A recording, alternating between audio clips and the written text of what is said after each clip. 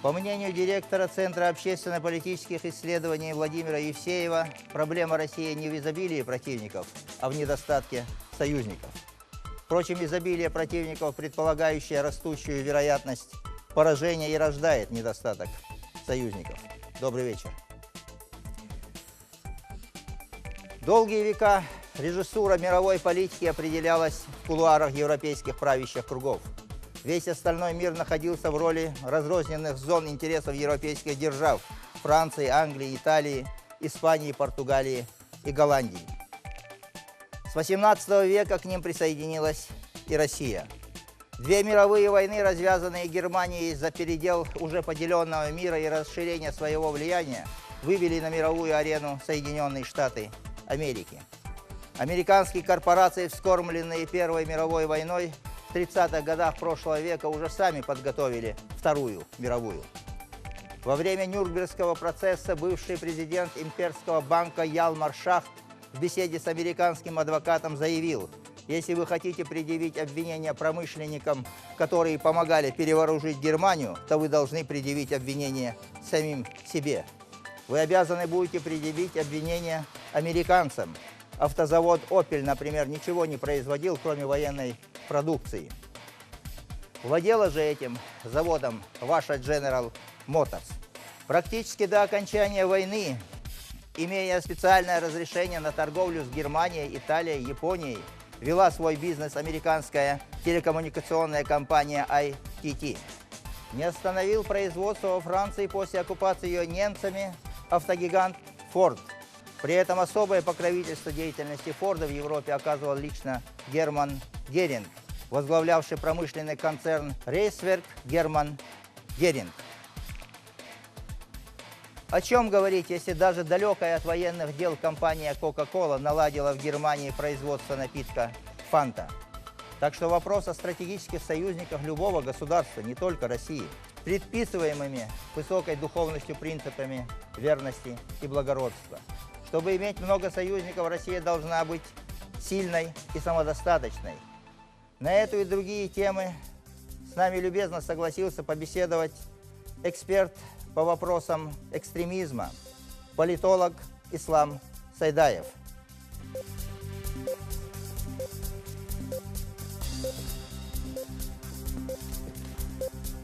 Ваш волос.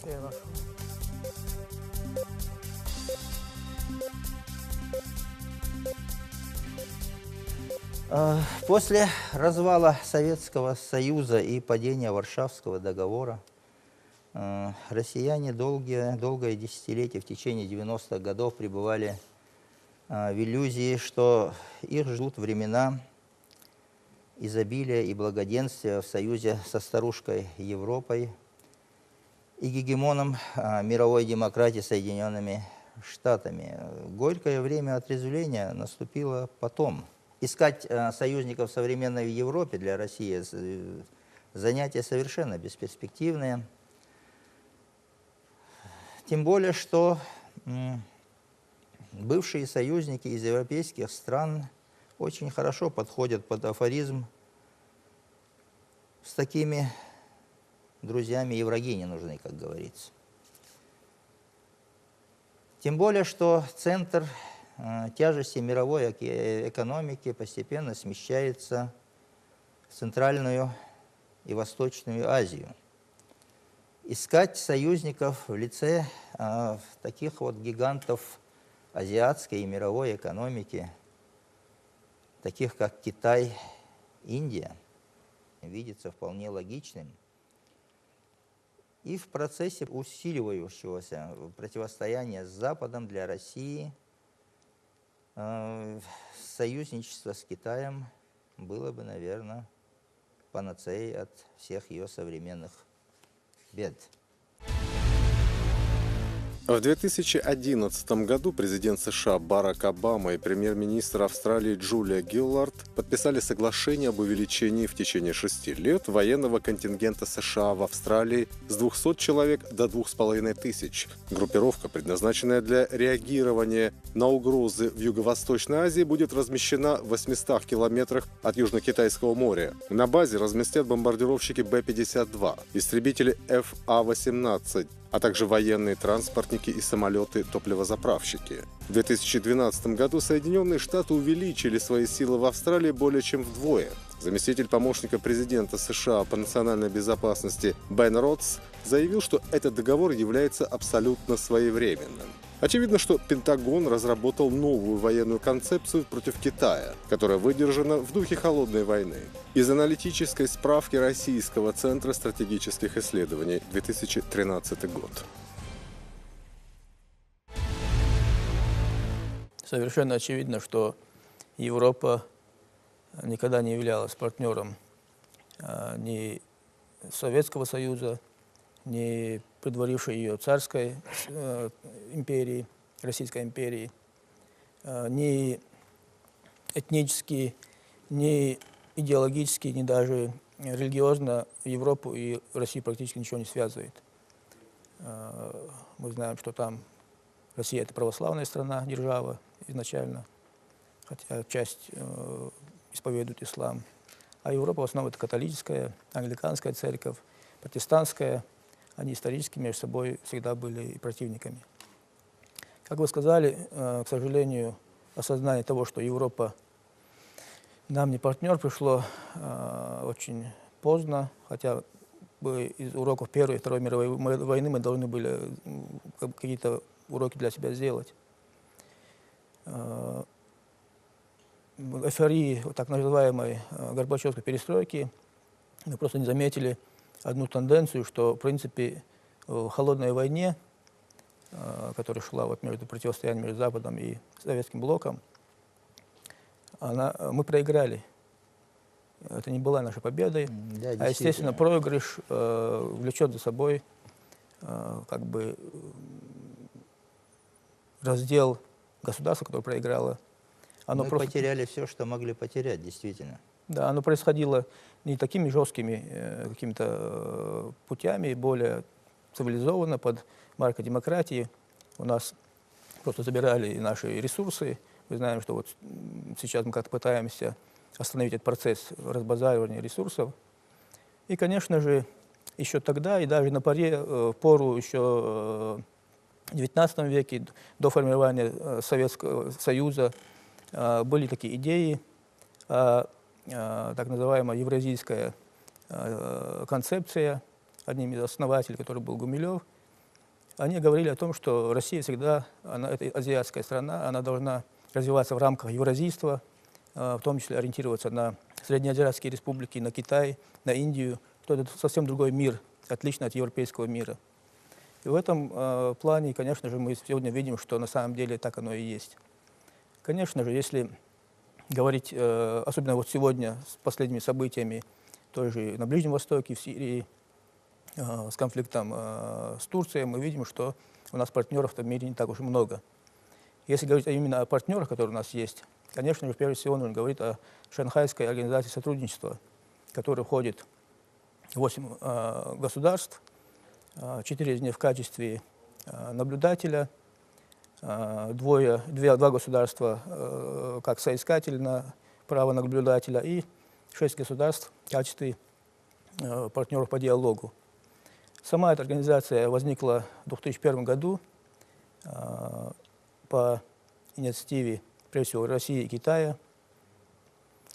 А предыстория ее была такова, что изначально, вы знаете, в 60-х годах у нас возникла территориальная проблема претензий Китая и Советского Союза. Потом этот вопрос как-то более-менее был улажен, но не решен, вопрос не был решен. После же развала СССР, уже в 1996-1997 году, возникла проблема Средней Азии, когда с Афганистана был большой наркотрафик, был проход экстремистских каких-то групп нападений на наши бывшие союзные республики. Да, он и сейчас не прекратился. Да, и сейчас он не прекратился. И Китай очень забеспокоился этой ситуацией. И тогда был договор подписан, назывался договор Шанхайской пятерки. Именно для того, чтобы обезопасить, демилитаризировать вот эту пограничную территорию. И инициатором этого подписания договора был, опять же, и Китай, и Россия. И сегодня, конечно же, вот в 2015 в этом году, в июне месяце, к Шанхайской организации сотрудничества присоединилась еще Индия и Пакистан. И это как раз те страны, наверное, которые мы действительно можем развивать какие-то союзнические отношения. ШОС — это прежде всего не военный блок. Задачи ШОС — это именно экономическое сотрудничество и противостояние именно, опять же, тому наркотрафику, о котором мы говорили, проникновению экстремизма, терроризма. В этом плане, конечно же, они, особенно Китай из них, является наиболее нашим таким серьезным партнером. Хотя бы потому, что у Китая ВВП это практически составляет половину всего мирового ВВП. А по территории это практически страны ШОС, они объединяют в себе более 34 миллионов квадратных километров территории. То есть это практически тоже большая часть, можно сказать, или половина территории мира. Это серьезная сила, на которую нам надо сегодня опираться.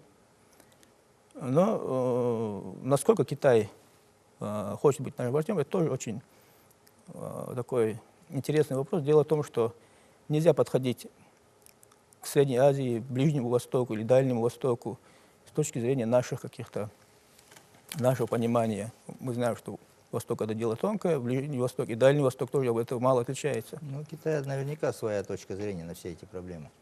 Да, вы знаете, что буквально вчера, на днях это произошло, пустили первый поезд по шелковому пути, он пошел в обход территории России, хотя Китай является нашим партнером. Почему это произошло, пока не ясно. И, в принципе, опять же, Китай является нашим партнером, но некоторые проекты иногда происходят несогласованно с нами или без нас. Трудно понять психологию. Китай всегда демонстрирует во всех вопросах готовность проявить такую самостоятельность, свою точку зрения, как правило, выносит на такие доминирующие позиции. Это всегда так. Мы не можем говорить сегодня, есть разные точки зрения насчет Китая.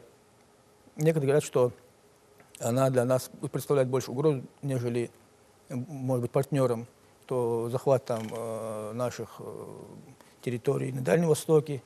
Да, что, возможно, миграционная экспансия. Да, но на самом деле, если мы взглянем в историю Китая, то мы поймем, что никакой экспансион, какой-то колониальной политики Китай не вел. Экспансии тоже у китайской никогда не было. Дело в том, что в династию Цинь, известная такая была династия, последняя из династий таких китайской империи, практически Китай имел шанс стать на мировое господство, как бы стать мировой империей. Практически в то время был сформирован у Китая мощнейший флот. Флотилия это доходила до Юго-Восточной Азии.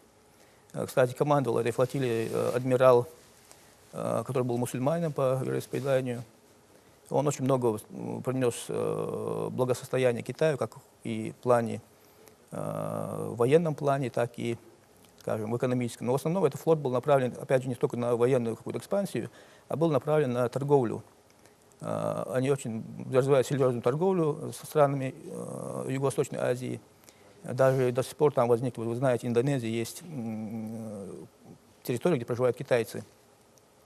Это как раз китайцы, которые проникли туда вот в тот период. И один прекрасный момент, просто Китай закрыл свои границы, отозвал флот, они его распустили, хотя практически они тогда уже, можно сказать, уже владели половиной мира, и не было такого государства, которое могло им противостоять. Но они вернули обратно, все закрыли внутри своей границы и не стали, то есть отказались от мирового управления. Сама философия китайского народа, вот основана на конфуцианстве, она не предполагает каких-то крестовых походов, как у Запада это есть, и влияние там, и захват мира, у них другая система. Они больше Ислам, два возражения. Во-первых, до сих пор Китай не обладал такой демографической мощью, как в наше время. Их сейчас чуть ли не больше 1,5 миллиарда. Раньше территория Китая могла население Китая прокормить. Сегодня это большой вопрос. Это во-первых. А во-вторых, Старые духовные ценности под влиянием современных экономических законов очень часто дают брешь. Как бы все это не пошатнулось. Вот именно в этой связи возникают разногласия среди экспертов. Некоторые когда говорят о том, о чем вы говорите, другие говорят все-таки, что у них в основе как бы китайской философии, психологии лежат другие ценности. Нельзя, конечно, исключать того, что Китай может там Изменить поведение. да, свои какие-то внешнеполитические, военные там взгляды. Хотя мы знаем, что прежде всего милитаризация Китая, которая происходит в последнее время, она происходит из-за наступления именно границам, подступления к границам Китая, Соединенных Штатов. То есть вторжение в Афганистан, в Среднюю Азию. Это было, не было связано, вы знаете, что в советское время этого не происходило, хотя Советский Союз был Более того, извините, пожалуйста, более того, постоянное провоцирование обострения внутрикитайских проблем, такой как уйгурская проблема, постоянно провоцируется, причем провоцируется откровенно, цинично провоцируется. То, что Китай, вернее, Соединенные Штаты усиливают свое присутствие непосредственно вблизи от морских границ Китая, это тоже не секрет. Наверняка Китай это чувствует. Да, конечно же, прежде всего, угроза Китаю, она, наверное, составляет для Соединенных Штатов, потому что именно Соединенные Штаты пытаются завладеть какими-то территориями, на которые как бы традиционно претендовал Китай. Может быть, не в плане власти, а в плане каких-то своих экономических отношений, там, в Средней Азии. Вы правильно заметили, что американцы провоцируют постоянно уйгурскую проблему, пытаются поднять там, в принципе, способствуют распространению экстремизма, так называемого Уйгуристане. Это китайцы все прекрасно понимают. Ну, достаточно, в принципе, Америка не скрывает своих каких-то взглядов, достаточно почитать книгу небезызвестного Збигнева Бжезинского, где он четко «Шахматная доска». Да, «Шахматная доска», где он четко описывает противников и как надо с ними бороться. То есть реакция Китая, она абсолютно адекватная. Мы говорим о адекватности или неадекватности государства, и будут ли они выполнять свои какие-то договоренности в отношении России. В принципе, мы неадекватности со стороны Китая не видели. Даже исторически, опять же, скажу, что она, наверное, более поступала может быть, с нашей точки зрения, как-то непонятно, закрывая границы свои, то есть не распространяя границы, а закрывая свои границы, все-таки всегда какой-то исторический опыт, он потом, философия народа, она проявляется в последующем, как бы там ни происходило изменение экономической ситуации, скажем, какое-то изменение мира, но все равно философия играет очень серьезную роль. Философия Китая формировалась на протяжении поистине необъятной истории Китая. Сегодня мы знаем, что население Китая стремительно стареет. То есть есть такие предпосылки, что оно будет не увеличиваться, а наоборот уменьшаться за счет того, что вот это поколение, которое выросло, когда там была ограничена рождаемость, она просто моментально постареет и уйдет из жизни. И население Китая уменьшится на сотни миллионов. Именно поэтому сегодня принят такой закон, разрешает иметь больше одного ребенка.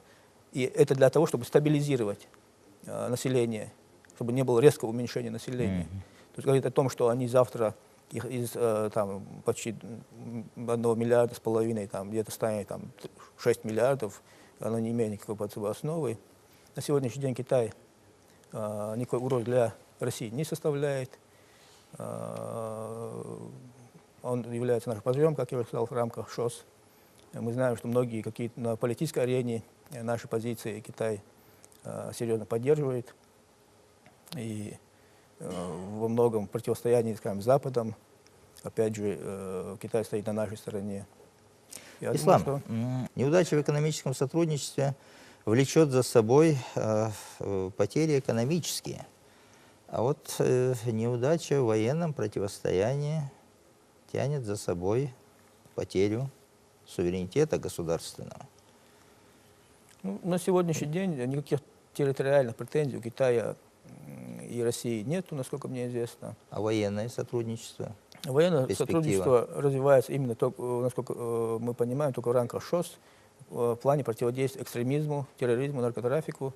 В этом плане как раз-таки сотрудничество Китая и России в нынешней борьбе с терроризмом на Ближнем Востоке, она была бы вполне уместна, так как мы видим, что ни Турция, там, ни Европа, ни та Америка нас в этой борьбе не поддержала. То есть как раз время... Более того. Да, более того, она противостоит и поддерживает противников, говоря как бы об одном, совершенно позиция и поведение их говорит о том, что они стоят на стороне международного терроризма. Поэтому Китай как раз в этой ситуации, наверное, был бы наиболее нашим надежным партнером. Хотя говорить в нынешнем мире, скажем, война, не обязательно вести войну путем, вооруженным путем. Я думаю, Китай выработал свою стратегию против Запада, против того же США, экономическую стратегию борьбы, и он прекрасно ее осуществляет. Иначе бы практически попытки США сегодня установить какой-то контроль в Китае, как этот контроль был установлен, скажем, во времена Горбачева и Ельцина в России, наверное, осуществился бы. А сегодня мы знаем, что китайцы полностью контролируют свою экономику, свое государство, не допустили никаких конфликтов на своей территории. То есть это говорит о том, что есть другие рычаги, которыми пользуется Китай в борьбе, там, экспансии Америки, ее идеологии на свою территорию. Ну, нам об этом, мы можем только догадываться, какие эти рычаги. Ислам, насколько перспективно мнение о создании некоего военно-политического блока с участием России и Китая в противовес НАТО? На вооружении армии Китая, по данным 2014 года, находится 57 тысяч единиц боевой техники, 972 морских военных корабля, 5176 единиц военной авиации, а также ядерное оружие. Численность регулярной армии насчитывает 2 миллиона 200 тысяч человек. Оборонный бюджет составляет более 100 миллиардов долларов в год. Как я уже отметил, ШОС – это не военный блок, в отличие от НАТО. Это больше такой экономический блок. Помимо ШОС есть еще и БРИКС. Да, есть БРИКС. Я думаю, как раз-таки вот не было предпосылки для создания какого-то мощного военно-политического блока против кого-то. А сейчас сейчас? Должен был быть противник. Мы на сегодняшний день, до последнего нашего начала операции в Сирии, мы считали Европу, и Америку, и даже ту же Турцию своим партнером. Ну, во всяком случае, не противниками. Да, не противником, мы как бы вели какие-то дружеские отношения. На сегодняшний день стала вот эта линия, появилась линия разграничения, кто же наш реальный союзник, кто противник. Я думаю, по мере нарастания вот этого противостояния, когда реально нам понадобится партнеры, я думаю, что Китай, конечно, будет на нашей стороне, потому что у нас общий противник. Запад никогда, с точки зрения той же идеологии, о которой я говорил, евразийской идеологии, он никогда не был союзником Евразии, всегда был противник Евразии. Сегодня он воспринимается как отрицательное, как многие евразийцы его обозначили как зло, скажем так, когда Евразия — это Европа и Америка — это отрицательный полюс, Евразия, скажем, это положительный полюс. То есть в этом плане они никогда не пересекаются. Если они пересекаются, возникает искра. То есть, мы знаем, что если начнется вот это соприкасание, то, естественно, в силу географического расположения, в силу общности каких-то философских идей, Китай, несомненно, будет на стороне Евразии и, прежде всего, России. Ну, я думаю, вряд ли это устроит Соединенные Штаты, потому что объединенные силы экономические, да и военные тоже, России и Китая, составляют вполне адекватный противовес Соединенным Штатам и Европе. Но это пока что прогнозы. Ну, в плане прогнозов, та линия разграничения, о которой вы только что упомянули, обозначилась очень четко на фоне ближневосточного кризиса. И в этом ближневосточном кризисе никак нельзя не упомянуть титана Передней Азии, Иран, со своей многовековой историей, со своими иногда очень сдержанными, по-восточному расчетливыми, а иногда и очень настойчиво агрессивными позициями, но всегда позициями, лидирующими в своем регионе. И на сегодняшний день Иран рассматривается как союзник России, во всяком случае в ближневосточном противостоянии. Советская Россия, правопреемники СССР, Российская Федерация обладает правом вводить свои войска в Иран в случае возникновения опасности для ее собственных границ или территории ее союзников без согласования с иранским правительством или в случае, если Иран не сумеет самостоятельно справиться с внешней угрозой. Статья 6 Советско-иранского договора о дружбе и сотрудничестве 26 февраля 1921 года. Ну, с Ираном ситуация чуть сложнее. В отличие от Китая, китайская философия, она больше китайская прогнозируема, нежели философия и доктрина Ирана и вообще ближневосточных государств. Там нет явных лидеров, может, поэтому? Исторически, скажем, Иран всегда являлся противником России в Кавказском регионе. Всегда до того еще, когда Россия пришла на Кавказ. Да, целая серия русско-персидских войн. Да. Там Османской империи, там древнего Ирана за эти территории. Постоянно была борьба между... Иран всегда пытался, и Персия пыталась доминировать на Кавказе. И в том числе и на Ближнем Востоке.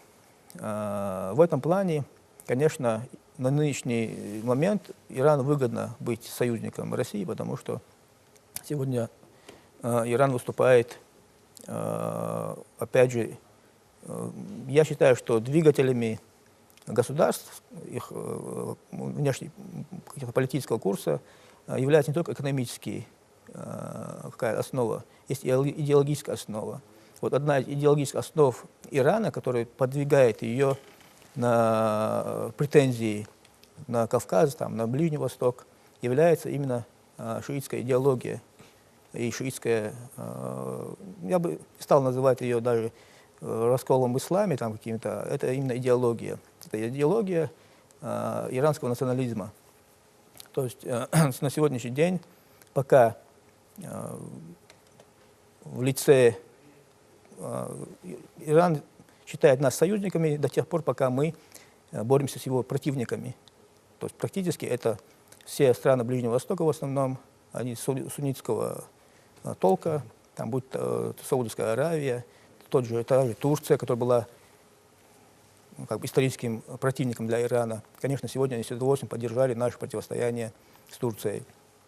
Тут вопрос очень сложный. Нельзя нам подходить к партнерству с Ираном так же, как мы относимся к партнерству, скажем, с Китаем. Это более сложный вопрос. Опять же, надо всегда знать, до каких пор он будет нашим партнером. Сегодня Ирану выгодно объединить свои территории, где проживают шииты. Мы знаем, это очень большая часть Йемена, очень большая часть Саудовской Аравии. Кстати, все нефтяные запасы Саудовской Аравии находятся на территории, где проживают шииты. Также в других странах очень большое количество шиитов проживает. И для них, наверное, объединение всех этих шиитов в единую какую-то по территориальному принципу, это практически тоже будет такая небольшая империя ближневосточная, если весь процесс, весь план иранцев осуществится. И будет ли он потом нашим союзником, это большой вопрос. Пока он наш союзник, пока общие интересы. Общие интересы, да. То есть у них есть свой интерес. На примере, скажем, той же ядерной программы, которая у нас была, и четко Россия следовала договоренности с Ираном по постройке мирного атома, скажем, по атомным станциям и так далее, и так далее. Это был для нас очень экономически выгодный проект, долговременный проект. Им казалось бы, что он никогда не прекратится, что противостояние Америки и Ирана очень долговременное, и мы туда, как бы основываясь на эти договоренности, рассчитывали какие-то свои экономические перспективы. Но вдруг Иран отказался от своих претензий в пользу Америки, в пользу давления Америки, которое происходило на Иран. И мы от этого очень много что потеряли. То есть насколько он выдерживал свой союз с Россией, это тоже большой вопрос, именно даже по этой проблеме. Никогда нельзя в ближневосточной ситуации на этой территории считать, что кто-то наш является очень надежным союзником. Они союзники лишь до тех пор... Иногда очень часто бывает выгодным поддержание некой поддерживание некой конфликтной ситуации для того, чтобы сохранить ту или иную силу в числе своих союзников. В политике не зря говорят, что враг очень часто бывает не менее полезен, чем друг. Я хотел бы в конце остановиться еще на одном титане азиатской экономики, на Индии. Экономику Индии, как правило, не рассматривают в отрыве от китайской экономики, от китайской, от пакистанской экономики. И динамика наращивания темпов развития дает основание предполагать, что Индия становится в мире очень весомой силой. Она тоже вроде бы в числе наших перспективных союзников. Сумма военных поставок России в Индию в 2014 году составила 4 миллиарда 700 миллионов долларов США. Общий товарооборот составил 9-11 миллиардов долларов. Насчет Индии, конечно же, вы совершенно правы. Это, наверное, наиболее перспективный союзник из тех стран, которые мы рассматриваем. Опять же, в силу своего менталитета, своей какой-то философии, она никогда не была милитаризированное государство. Единственное ее противостояние это было с Пакистаном, которое до сих пор продолжается из-за каких-то территориальных споров. Да. А так мы знаем, что Индия это страна каких-то там сотен сект, религий, разнообразия культуры, и они мирно уживаются, друг другом уживались, и никогда Индия не была государством, которое осуществляло агрессию против какого-либо государства и даже не распространяло свое ни экономическое, ни какое-то политическое влияние в мире. Она была такая замкнутая страна, государство, что-то вроде сказочной страны, куда все стремились попасть. И сегодня мы видим, что, в принципе, Индия развивается, даже не стремится какие-то блоки, не стремится даже экономическому захвату каких-то территорий. Даже в нашей стране, наверное, очень часто можно найти целые районы, магазины, какие-то супермаркеты с китайскими названиями, нежели с индийскими. Вот очень мало и экономического, и политического такого движения Индии по распространению своего влияния, экономического или политического влияния. Я думаю, это наиболее такая надежная страна в плане предсказуемости. И традиционно с Советским Союзом у Китая были, точнее у Индии были очень хорошие отношения с Россией. Мы знаем дружбу с семьей Ганди, которая была в советское время. Мы знаем, что даже есть некоторые традиционные связи, философские связи, там, семья Рерихов, там, Индия, там, Тибет. Это вот у нас какая-то есть такая духовная связь. И очень живой интерес к самой духовности. Да, это больше духовный такой интерес к духовности. Нас объединяла какая-то духовная основа, опять же, теория там, индоевропейского происхождения славянских народов, там, народов России, Индии. Вот у нас есть очень много общего такого, что нас объединяет, более надежно, скажем, в корнях, нежели с некими другими нашими партнерами. Я думаю, что Индия это более надежный партнер, который навряд ли когда-нибудь от нас отвернется. Ну, говорить о том, что она может быть, да, в плане безопасности, в плане военной силы, которая может нас поддержать, конечно, это серьезный партнер в силу своих численности населения. И, в принципе, военная мощь, наверное, тоже недостаточно для того, чтобы защитить себя и защитить, оказать помощь своим союзникам. Я бы даже больше рассматривал как партнеров, наверное, Индию, нежели Китай и Иран. Это более надежный партнер, более предсказуемый партнер. И думаю, что мы до конца еще не освоили и даже не рассматривали его в качестве такой замены, скажем, замещения тех партнеров, которые сегодня оказались нашими не совсем партнерами, если не противниками. Ислам, спасибо вам большое за комментарий. Некоторые ваши суждения меня вполне определенно натолкнули на мысль, что наш разговор наверняка будет иметь продолжение. Спасибо вам за комментарий.